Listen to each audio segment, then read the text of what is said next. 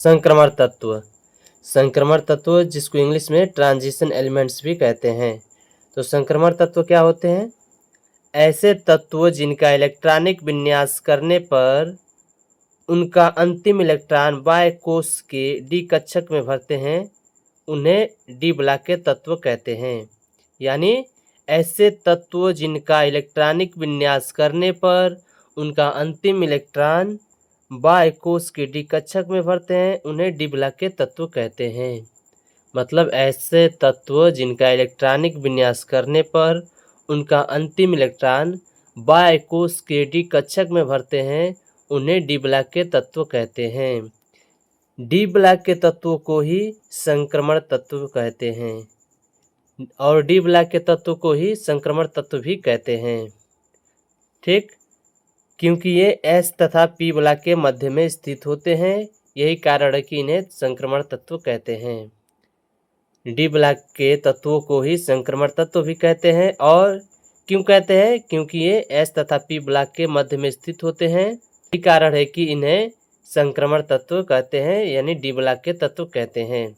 D block के तत्व का ये है, संक्रमण तत्व का ये, दोनों एक ही बात है। ठीक, डी ब्लॉक के तत्वों को ही संक्रमण तत्व कहते हैं, ट्रांजिशन एलिमेंट्स। ये हो गए संक्रमण तत्व।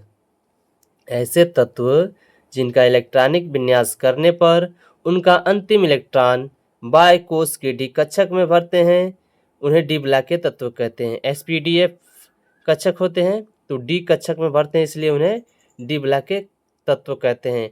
और डी ब्लॉक के तत्वों को ही संक्रमण तत्व भी कहते हैं, क्योंकि ये एस तथा पी ब्लॉक के मध्य में स्थित होते हैं, एस और पी ब्लॉक के बीच में स्थित होते हैं, इसलिए इन्हें संक्रमण तत्व कहते हैं, यही कारण है।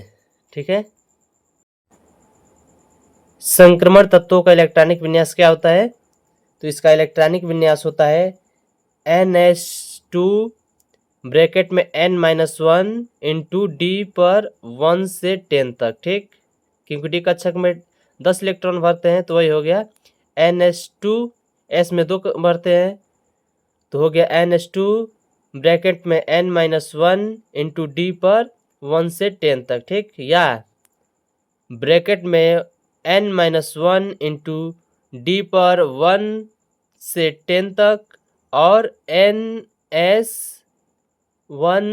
से 2 तक। ठीक, n-1 इंटू डी की पावर डी पर 1 से 10 तक, उसके बाद NS S पर 1 से 2 तक, क्योंकि S ब्लॉक में 2 इलेक्ट्रॉन भरते हैं और D में 10 भरते हैं, तो इस पर 1 से 10 तक कितना हो सकते हैं? इस पर 1 से 2 हो सकते हैं। ठीक, अब देख लेते हैं संक्रमण तत्वों के अभिलाक्षणिक गुणधर्म।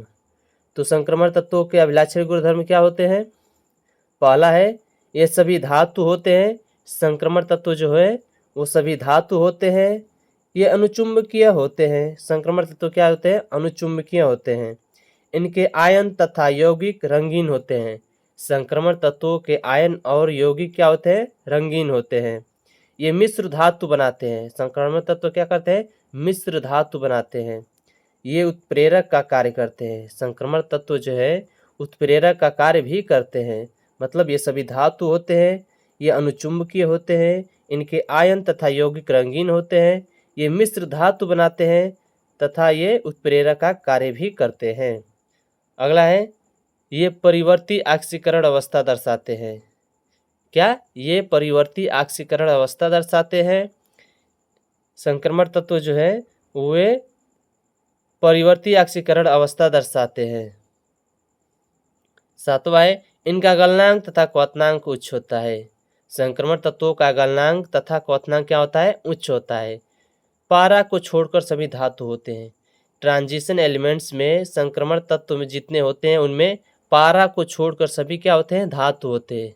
पारा एक अपवाद है, बाकी सब धातु होते हैं। ठीक, ये चमकदार होते हैं, अर्थात इनमें धात्विक चालकता पाई जाती है। संक्रमण तत्व जो होते हैं वे चमकदार होते हैं, अर्थात उनमें धात्विक चालकता पाई जाती है, वे चमकदार होते हैं। ठीक है, संक्रमण तत्व चमकदार होते हैं, अर्थात उनमें धात्विक चालकता पाई जाती है। 10वां है, ये संकुल यौगिक बनाते हैं। संक्रमण तत्व जो है संकुल यौगिक बनाते हैं। ठीक, तो ये हो गया संक्रमण तत्वों के अभिलाक्षणीय गुणधर्म, 10 अभिलाक्षणीय गुणधर्म। बोर्ड परीक्षा में आप 10 में से 5 भी लिख सकते हैं, या 10 का 10 याद है तो 10 भी लिख सकते हैं, आपको पूरे के पूरे नंबर मिल जाएंगे। ठीक है, ये हो गए संक्रमण तत्व और उनके अभिलाक्षणीय गुणधर्म।